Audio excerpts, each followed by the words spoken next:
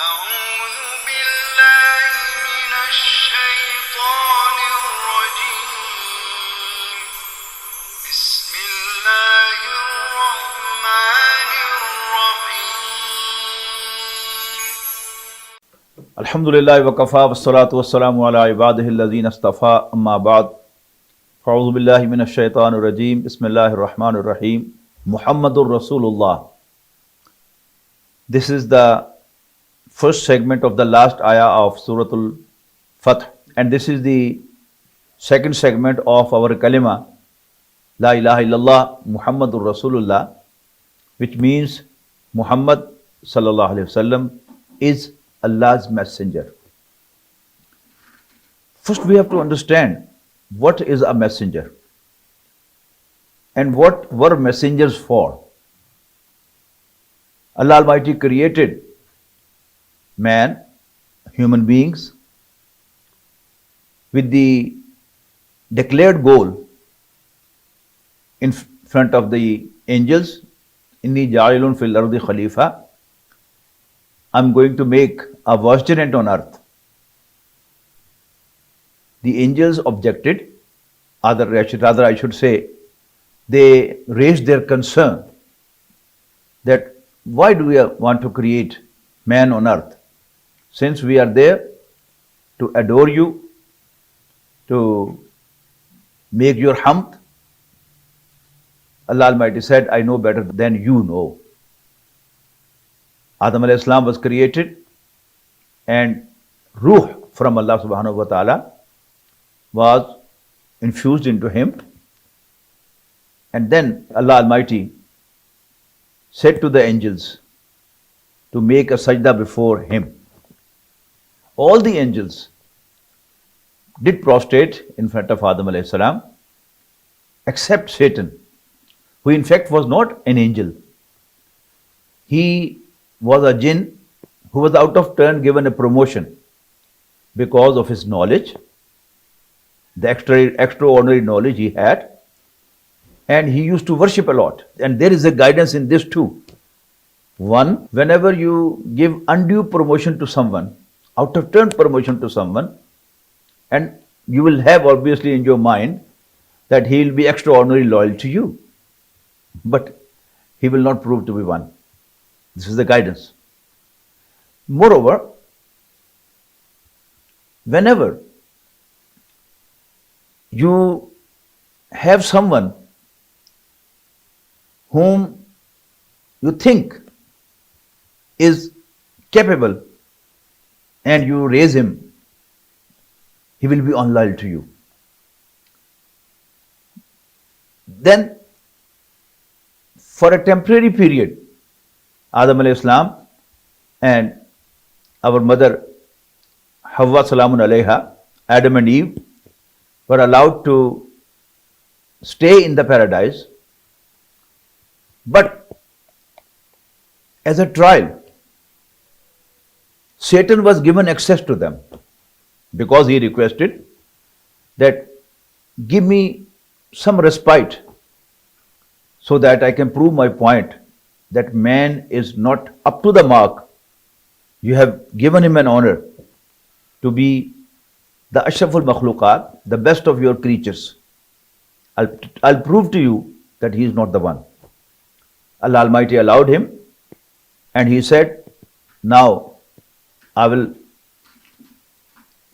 sit in ambush for Adam, for the sons of Adam, to let them astray. On your straight path I'll be sitting, and I'll make an assault against them from the front, from the rear, from the right, from the left. So that proved that Satan will have an opportunity to make multiple attacks against us, and most probably he will be able to mislead us, to turn us astray, as he was able to influence and convince our father Adam alayhi salam and our mother Hawwa salamun alayha. Stay in the paradise was a sort of training. Remember, Allah Almighty, before creation of Adam, told the angels that I am going to make an vicegerent on earth. So man was created for earth, but as a trial. It was a sort of civil service academy. When the civil servants are inducted into the civil service, first they go to the civil service academy for training. What type of training they have there? That what type of issues we are going to confront and how are you going to solve these issues. So Adam alayhi salam and Hawwa salamun alayha were kept in the paradise. Satan was given access to them and he finally was able to convince them that even if they don't eat of that tree, but there is no harm in having a taste from it. Whereas Allah subhanahu wa ta'ala didn't say that don't eat of it. The instruction given to them was that وَلَا تَقْرَبَا هَذِهِ الشَّجَرَةِ, don't go even close to this tree.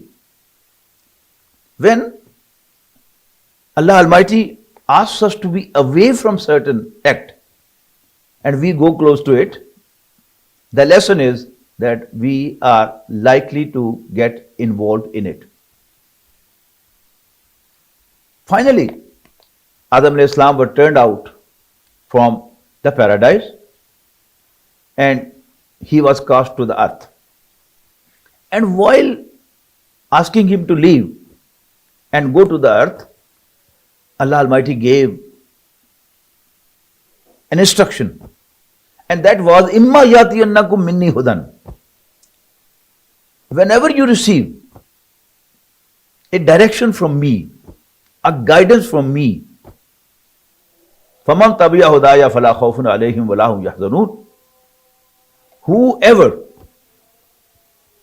will follow my instruction, he will have nothing to fear and nothing to regret. What is the direction what Allah was going to send down? And these were the messengers from among the human beings who were very credible people from the very first day. Credible, truthful, rightful people. But the special thing about them was that Allah Almighty nominated them as His messengers, as His representatives. And to believe in them, to accept them as Allah's messenger was a criterion. That one who believes in them as Allah's messengers, Allah Almighty considered that yes, they believed in Him Almighty. And those who didn't believe in Him, Allah Almighty considered them as His non-believers. It's important that throughout the history, there have been a lot of people, a great, huge number of people who didn't believe in Allah, who didn't accept Him as their Lord, as their God, worthy of worship, etc., etc. They were arrogant peoples who stood against Him, in front of Him, that I am the Lord, I am the ruler, I can do everything. Traitors against Allah, but there was no punishment given to them most of the time within this world. But whenever Allah sent a messenger, remember I am using the word Rasul, with the caption Ila, idhab ila Fir'aun, inna arsalna Nuhan ila qawmihi,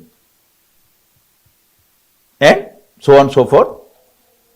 That Musa alayhi salam was told to go to Pharaoh as he was turning arrogant.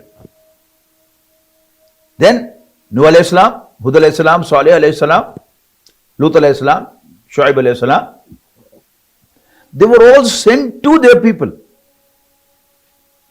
And when a messenger was sent to a community or to a person like Pharaoh, and he didn't accept him, he didn't believe in him, that community or that person was smashed within this world. This is what happened to people of Nuh.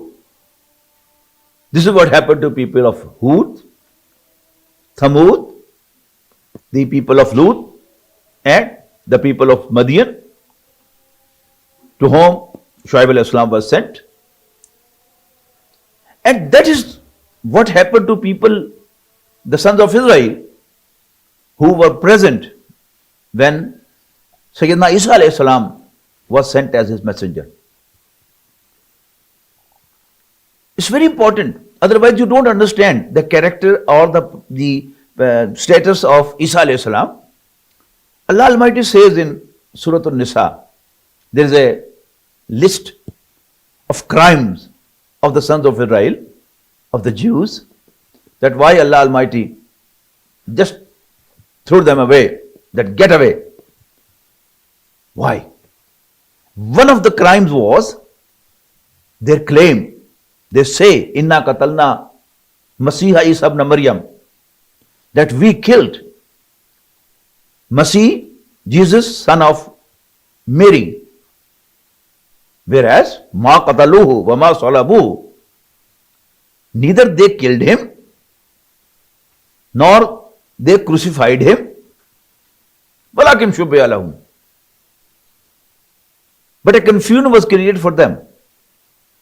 It's not my subject right now, so I'm just telling you, so that was a crime.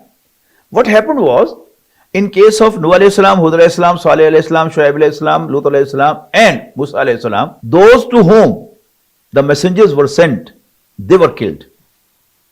But in case of Isa alayhi salam, Allah Almighty lifted Isa alayhi salam above, alive.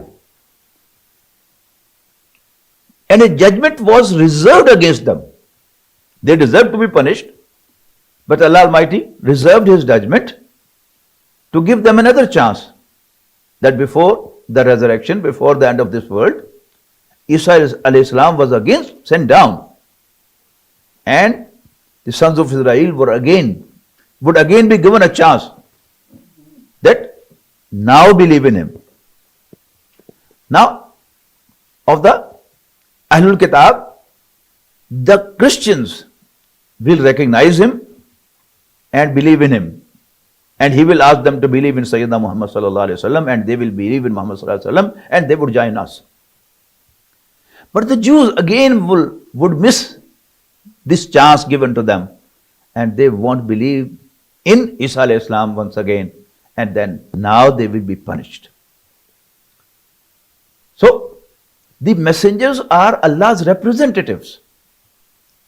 Allah Almighty can tolerate Himself being disowned, disbelieved, denied, but He doesn't allow any of His messengers be disbelieved, denied, or disobeyed. Simple as that.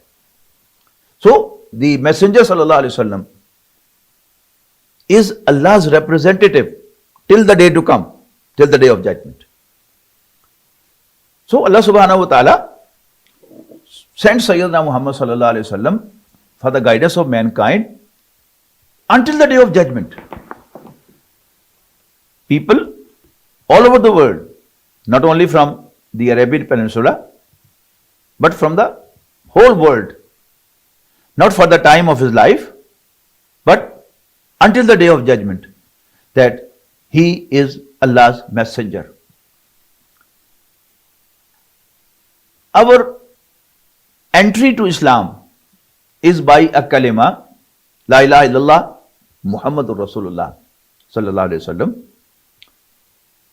which means it has got two segments. First segment is about Allah subhanahu wa ta'ala, and the second segment is about Sayyidina Muhammad sallallahu alaihi wasallam. Now the question is, which is more important? From one angle, Iman Billah is the most important. Until you believe in Allah, your belief in Rasulullah doesn't mean anything. Because Rasulullah means Allah's messenger. But if one doesn't believe in Allah, then Rasulullah or messenger of Allah means nothing. But when you believe in the Prophet Sallallahu Alaihi Wasallam as Allah's messenger, then number one, you believe in Allah automatically. But these are two segments which are important. Now, there are opponents of Rasulullah Sallallahu Alaihi Wasallam from the very first day. And they are planning against Rasulullah Sallallahu Alaihi Wasallam. We the Muslims, we believe in Rasulullah Sallallahu Alaihi Wasallam, but our enemies have given to us a misconception. It has been introduced by the enemies that call we are the believers of Allah. I can very clearly tell you, if I ask you, all of you, that describe Islam in one word, I believe most of you would answer that Islam is Deen of Tawheed. My question is that it's not only the Muslims who believe in Allah, in oneness of Allah, in Tawheed. The Jews of the day, they all believe in Allah in Tawheed, with Tawheed. If you go to Jewish website and just type Jewish doctrines, you'll be amazed to see that the Jews believe in all what we believe. They believe in Allah as we do. They believe in the Day of Judgment. They believe in the paradise. They believe in the hell. They believe in even destiny, taqdeer. They believe in the angels. They believe in the prophets. They believe in the revelations, the books of Allah. But they don't believe in Sayyidina Muhammad Sallallahu Alaihi Wasallam. They believe in Adam. They believe in Nuh. They believe in Hud. They believe in Saleh. They believe in Ibrahim alayhi salam with a lot of respect for him.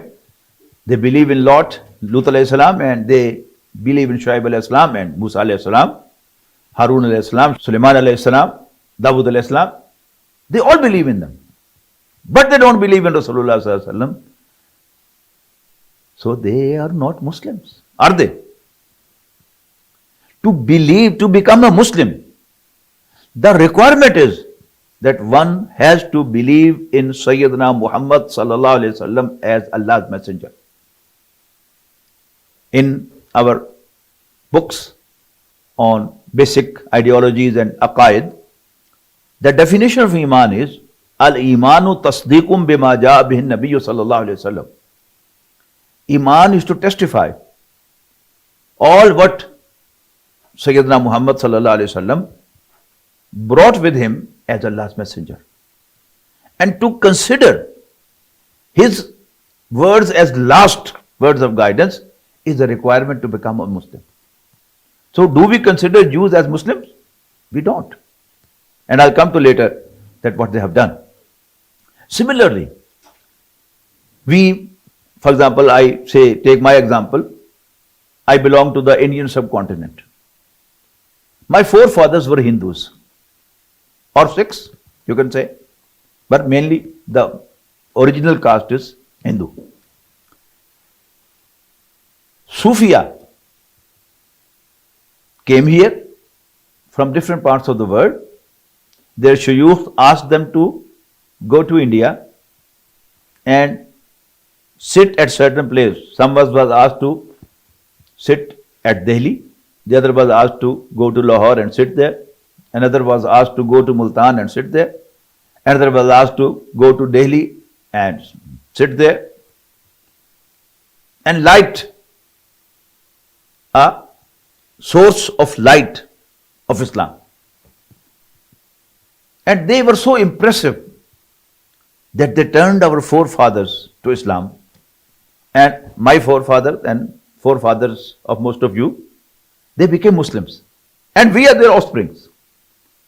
When our forefathers, in a huge number, became Muslims, Hinduism had a concern. The chiefs, the great big guns of Hindu mythology and Hinduism, they sat together to analyze what's happening. And they had a concern that lest our religion, Hinduism, comes to an end in India. So they tried to sort out that what actually is the problem. So they perhaps realized that since we worship idols, whom we create with our own hands, and this is such a nonsense thing that no sensible man can for long believe in this. So people are getting out of our religion. So they created a version of Hinduism based on Tawheed, and that is Sikh religion.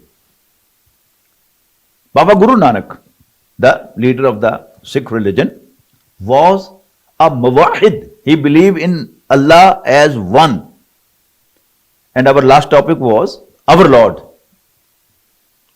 our Rabb. And let me tell you, the Sikhs, they call Allah as Rabb, not Allah, not God, not Khuda, Rabb. So, Jews are on Tawheed and Sikhs are on Tawheed. So, just because they believe in Tawheed, oneness of Allah, are they Muslims? No, they are not Muslims. To become a Muslim, one has to believe in Muhammad sallallahu alaihi wasallam, express terms, in explicit terms, that Sayyidina Muhammad is Allah's messenger and all he brought is the final word of guidance. But as I said, I'll tell you later, I was giving a talk in London in some brother's house, and there was a very religious Muslim brother, and he asked me a question after my talk, that why our sheikhs call Jews and Christians as non-Muslims, whereas Allah has a special title for them, that they are Ahlul Kitab. My Lord was very kind to me, that my mind turned to Surah Al-Bayyinah, in which Allah Almighty clearly says, Inna allazina kafaru min ahlil kitabi wal mushrikeen. Indeed, the kuffar, may they be from the Ahlul Kitab or may they be from the pagans, from the mushrikeen. So I said, no, it's not the sheikhs who are calling the Christians and Jews as non-believers. Allah Almighty Himself is calling them non-believers. So this is a very subtle way to try to get into us without believing in Rasulullah sallallahu alaihi wasallam. But if we have a very clear idea of who a Muslim is, the Muslim is one who believes in Sayyidina Muhammad sallallahu alaihi wasallam, and anyone other than that, whoever he may be, he is not a Muslim. And this expression goes on in different ways. For example, if someone from the third world goes to the developed countries, stays for 6 months, 1 year in Europe, Britain, America, and when he comes back, he gives his impression that I believe that Muslims are here, but Islam is in Europe. Muslims are here, but Islam is in America. Muslims are here, Islam is in Britain. What do they mean? They say that Islam is righteousness, truthfulness, honesty, and look after the others' rights? No. Islam is to believe in Sayyidina Muhammad sallallahu alaihi wasallam. By saying that Muslims are here and Islam is there, actually they are taunting the Iman. When I was young, most of the Aimma, the Shuyukh of Masajid, they used to have supplication, "Oh Allah, let us die. Allow us die. Please make us die as Muslims. Please make us die on kalima, La ilaha illallah Muhammadur Rasulullah sallallahu alaihi wasallam." But now you hardly hear such voice from the mihrab, from the mimbar, from the mosque. It is all influence of those. That now we consider Iman is less important and the Amal is more important. And whoever acts upon the Islamic values, he is a Muslim, he is on Islam? No way. When I was young, the impression that I had in my mind that Muslim is better than a non-Muslim, no matter how wrongdoer is he. But now it's very hard to say because of the transformation of our minds, as I said. The fact is, we assume that the non-believers are true. They always speak the truth. They don't lie. Although after 9/11, it is very evident that even the TVs, the radios, they all lie. But yet, the general public has impressions that the people in the West, they always speak the truth. When they are denying the biggest truth, I can't call them as the truthful ones. I can't believe that in this time of internet, media, information, I don't believe there is any single person on the globe, in the whole world, who does not know that there was a man named Muhammad sallallahu alaihi wasallam who made a claim that he is Allah's messenger. Now it's up to him. He has either to accept this claim or he has to deny this claim. If he accepts this claim of Sayyidina Muhammad sallallahu alaihi wasallam, he becomes a Muslim. But if he denies this claim of Rasulullah sallallahu alaihi wasallam, he is a non-believer, straight. He is a kafir. And we should have no hesitation to call him a kafir and a liar too. Either he has to give a proof on what basis, on what reason he doesn't accept the claim of Rasulullah sallallahu alaihi wasallam, or we'll say he is lying. You know, we are not giving the due respect to Rasulullah sallallahu alaihi wasallam. I have another thing in my mind. My father was a normal man, normal Pakistani. He was not a dead honest person as mostly we are. None of us is dead honest person, I should say, frankly. But yet, if someone says, your father was a liar, I'll be angry. My eyes would turn red. And I'll not like to see his face again. What was his crime? That he said that my father was a liar. But one who calls my Prophet Sayyidina Muhammad sallallahu alaihi wasallam as liars, as I said, whoever doesn't accept his claim as Prophet, he is lying. So he is lying the biggest truth of the universe, that Sayyidina Muhammad sallallahu alaihi wasallam is Allah's messenger. He is the biggest liar. So It is the kindness of Rasulullah sallallahu alaihi wasallam that he has allowed us to deal with them, to deal with the non-Muslims. But in fact, if he didn't allow us to deal with them, we were not allowed to deal with them. But he has allowed us to deal with them. We can employ them. They can employ us. We can work for them. But we are not supposed to have our heart with them. We should not love them from the core of our heart. We can deal with them. We can work with them. But we should not love. Because if we love them, actually we will be disowning Rasulullah sallallahu alaihi wasallam. If we own Sayyidina Muhammad sallallahu alaihi wasallam, then anyone who calls him a liar, we shouldn't own him. We shouldn't like him.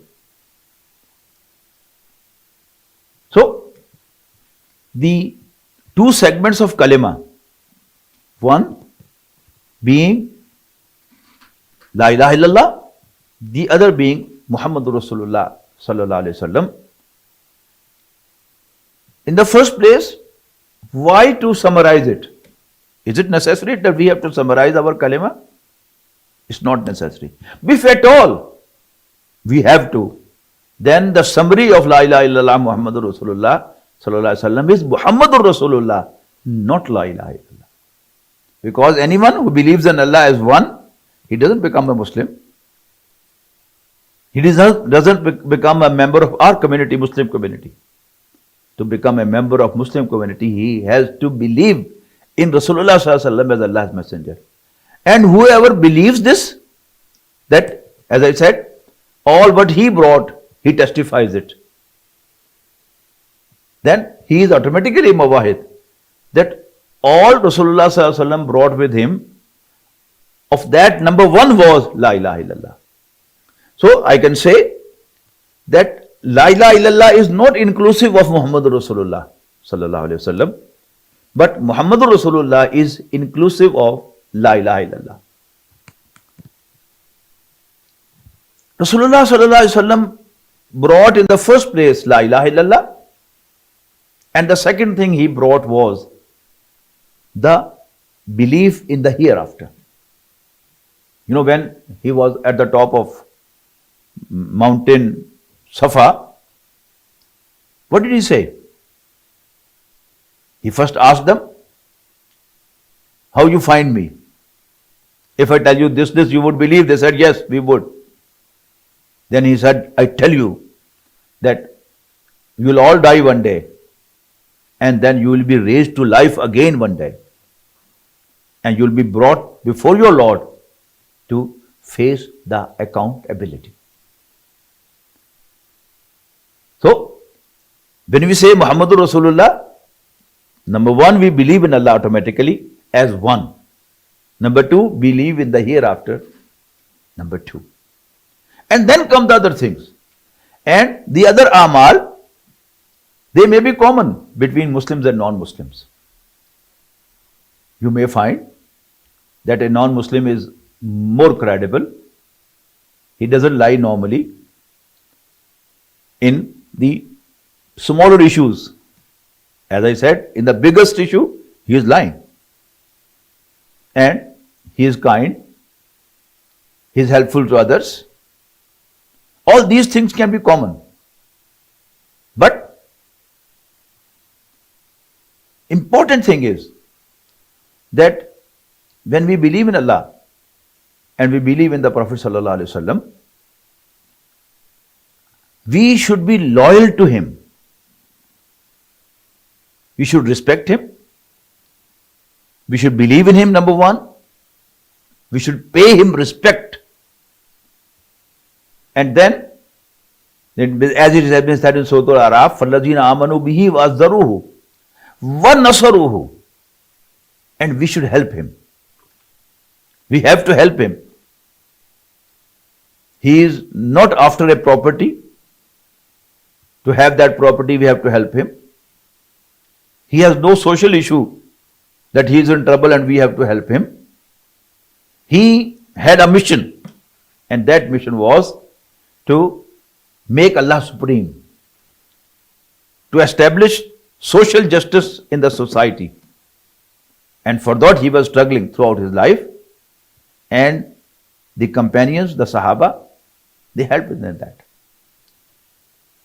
The Prophet ﷺ was not only sent for the Arabian Peninsula, and there are hardly people amongst us who are from Arabian Peninsula. As I know, there are people from Pakistan, there are people from Britain, there are people from Africa, Nigeria, India, who are online at the moment. So Rasulullah ﷺ was not sent only to the people of Arabian Peninsula, but he was sent for the whole mankind, for the entire globe.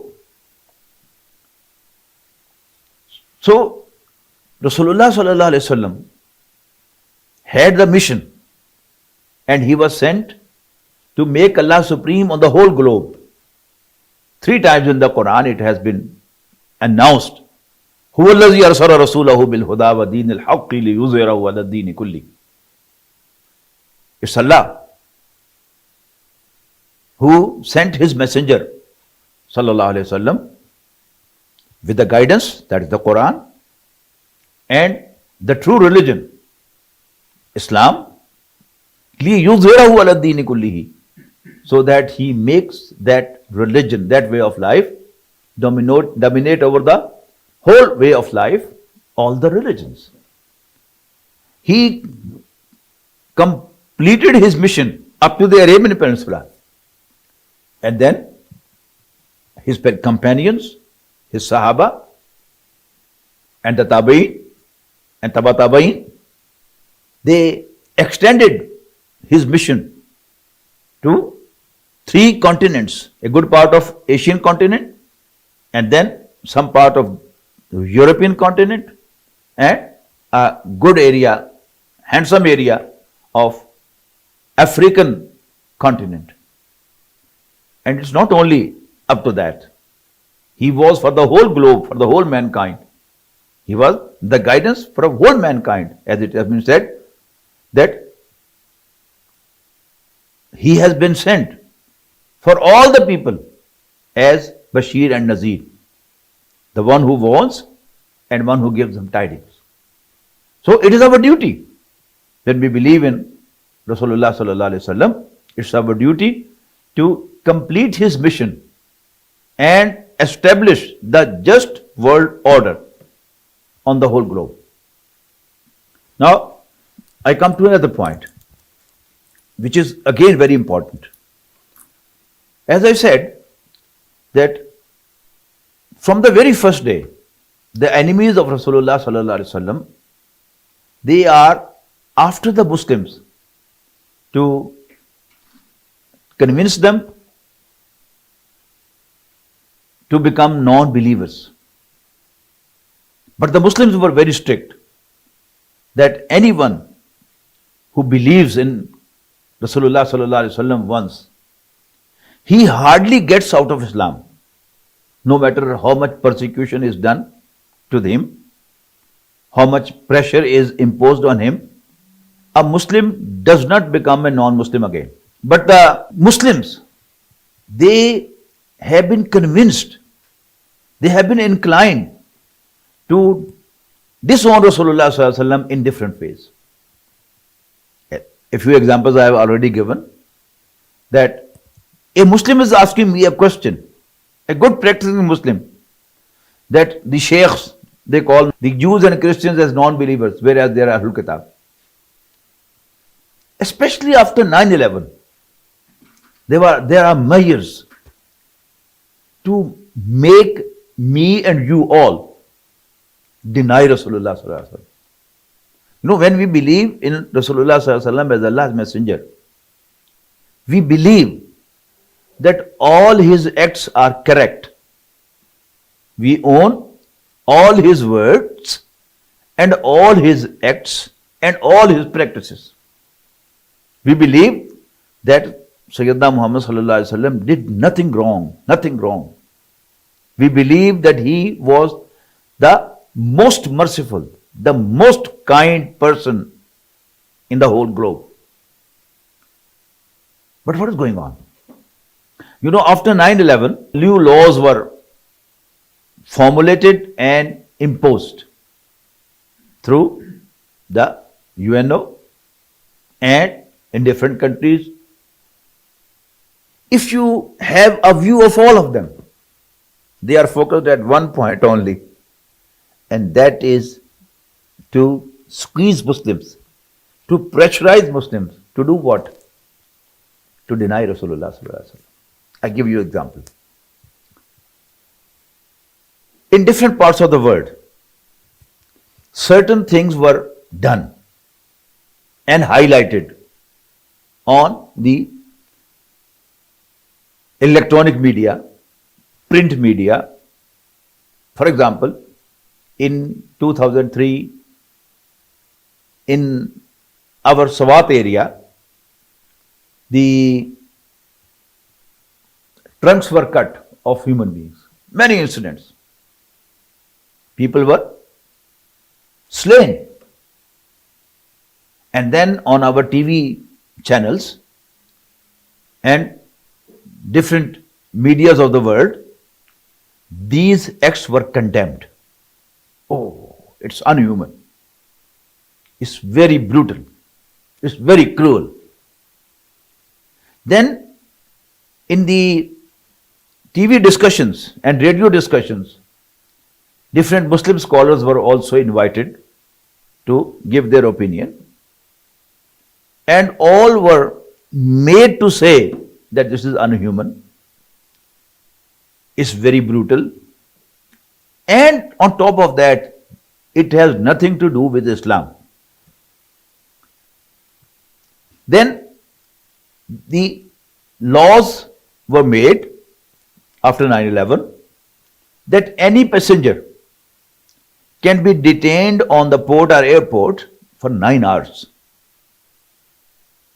If you are going from Pakistan to America,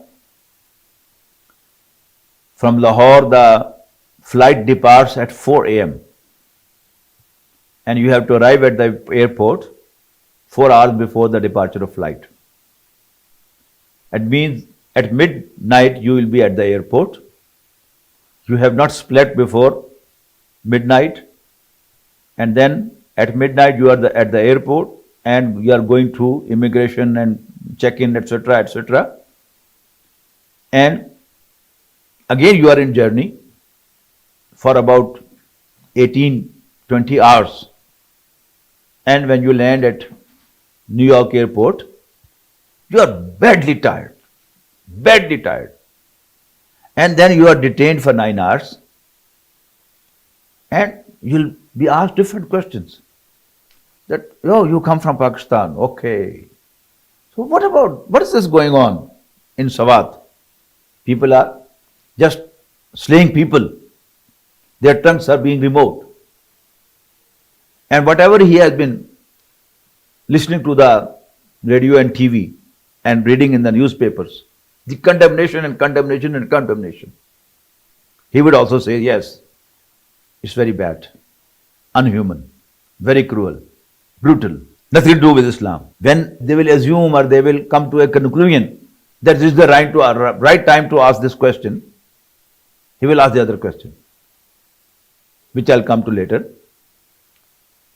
Similarly, in United States of America, FBI visited the Muslims. They took appointment first on the telephone that we want to visit you. Okay, welcome. They had a cup of tea and stayed at some Muslim's house for 1 hour, 2 hours, and then had a gossip with them. Okay, you come from Pakistan. Okay. Which area of Pakistan you come from? Okay. You are from the KP province. Okay, you are Pathan. Yes. So, what's your idea about Mullah Umar? Now, if he completely denies that I don't know who Mullah Umar is, it will be a bad gesture, an unhealthy way of talking, that you know Mullah Umar very well and you have good sympathies for him, yet you deny, nothing will happen. Your iman will be safe. Oh, you come from Pakistan. What is your opinion about Dr. Israr? And if our Muslim brother denies Dr. Israr Ahmad, I don't know him, I haven't heard of him, nothing will happen to his Islam, because no one believed in Mullah Umar as prophet, no one believed in Dr. Israr Ahmad as Allah's messenger. Similarly, someone coming from Egypt. Oh, what do you think about Hassan al-Banna? Oh, and he says, he was an extremist. Oh, yes, okay. Although he has his sympathies for him, and he had at his home any books of Sayyid Qutb, so they will smile within their lips, but say nothing. They came 1-2 times and they just left. Then there was a law that anyone can be detained for 11 hours for interrogation. And what that interrogation is? Again, the same interrogations. Once they left, after some questions, when they would say that the right time is there, they would come again. And again, in different areas, there will be some incidents which they can discuss with our Muslim community, with our Muslim brothers and sisters. Now this time, they would again discuss about the similar acts going on, which were going on in Sawat. But this time they would say, okay, you say that it has nothing to do with Islam, it is brutal and it's unfair and it is very cruel act. What about what Muhammad did with Banu Qurayza? No, since because we people, we love Rasulullah Sallallahu Alaihi Wasallam, but we haven't read in our life even a single book on Seerah of Rasulullah Sallallahu Alaihi Wasallam. So we don't know what he did. The only Seerah that we have studied is that he was born in Makkah. When he was 25, he got married to Sayyidah Khadija radiallahu ta'ala anha. When he was 40, revelation started. And after 13 years, he returned from Makkah. And then first battle was the battle of Badr, second was the battle of Uhud. And then there was battle of Trench, Ghazwatul Ahzab. And then in the 8th year, it was the victory of Makkah. We don't know the details. So if an FBI agent asks that, okay, you say it was a brutal act,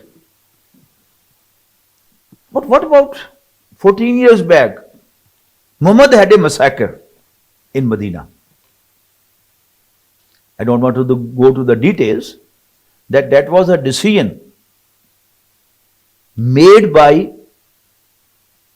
Sa'd ibn Mu'adh radiallahu anhu on the choice of the Jews. When the Banu Aus, the tribe Aus, they came to ask a favor of Rasulullah Sallallahu Alaihi Wasallam in favor of the Banu Qurayza, the Jews. Rasulullah Sallallahu Alaihi Wasallam asked the Jews, should I pass your case on to the Banu Aus, the tribe Aus? They said, yes, we accept it. Then the leader of the Aus, Sa'd ibn Mu'adh radiallahu ta'ala anhu, made that decision that since they had a treaty with the Prophet of Allah and then they have breached it, their punishment is that all who can fight, they should be killed, they should be slain. And the other should also be treated very badly. So the execution was done by Rasulullah Sallallahu Alaihi Wasallam. Now what should a Muslim do at that time? I suggest that we if we are one way or the other converge to a dead end, what should we do? We should act on the practice of Sayyidina Abu Bakr radiallahu ta'ala.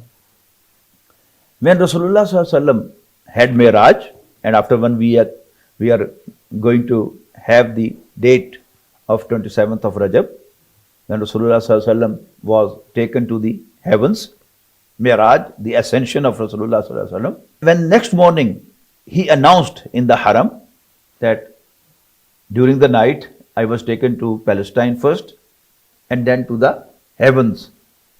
People laughed at him that, oh, we already said that he has lost his senses. Look, he is. Amr bin Hisham, Abu Jahl, went to Abu Bakr radiallahu ta'ala anhu. Abu Bakr, tell me, if someone claims that during the night he went to Palestine first and then to the heavens, following that, would you believe? He said, no, how can I believe? Because it's impossible that during the night someone goes to Palestine and goes to the 7 heavens. Abu Jahl was very happy. Oh, he got the achievement. He said, but your friend is saying. Sayyidina Abu Bakr asked only one question. Did Muhammad say that? Sallallahu Alaihi Wasallam. Abu Jahl said, yes, he did. He said that. He said, then I have no doubt at all, as I believe that Muhammad Sallallahu Alaihi Wasallam is Allah's messenger. So if we are one way or the other forced to give an opinion on this, we should immediately make a U-turn like Sayyidina Abu Bakr radiallahu ta'ala anhu. Though 1 minute before I said it's brutal act, it's a cruel act, it's unhuman, it has nothing to do with Islam. Make a U-turn and announce in the clear word that I stand by him, I believe in Muhammad sallallahu alaihi wasallam as Allah's messenger. I own all his acts. I own all his words. I stand by him. You may treat me the way you like. You want to kill me? Kill me. You want to throw me to Guantanamo Bay prison? Do it. You want to skin me alive? Do it. You want to burn me? Burn me. But I cannot leave Muhammad sallallahu alaihi wasallam alone. I stand by him. I own him. I own his words. And to me, he was right what he did. Then you should study Seerah and try to find out what are the reasons. The writers of the Seerah books have explained all the things that, number one, as I said, it was not the decision of Rasulullah sallallahu alaihi wasallam, because the first 2 tribes, Banu Qaynuqa and Banu Nazir, they were allowed to leave Medina by Rasulullah sallallahu alaihi wasallam. But this was the decision made by Sa'd ibn Mu'adh radiyallahu anhu, and it was only Muhammad sallallahu alaihi wasallam to execute it. So and remember, if we one way or the other, by gesture, by word, we condemn Rasulullah sallallahu alaihi wasallam's act, we would no more be Muslims. Muslims in general, in the whole world, Muslims are from the third world. They are backward. They are poor countries. And we are poor people. But the only asset we have is we are Muslims. We are great as Muslims. We may be financially poor or backward. But since we believe in Rasulullah sallallahu alaihi wasallam, that is the biggest asset we have. And we should safeguard this asset. We should not lose this asset anyway. So, we should own Rasulullah sallallahu alaihi wasallam, and we should clearly say that I approve, I endorse each and every act of Rasulullah sallallahu alaihi wasallam. Allah Almighty enables us. I pray that He enables us all, as He has been kind to us, to allow us to be born in Muslim families, He should allow us all to die as Muslims, those who believe that Sayyidina Muhammad sallallahu alaihi wasallam is Allah's messenger. Assalamu alaikum wa rahmatullahi wa barakatuh.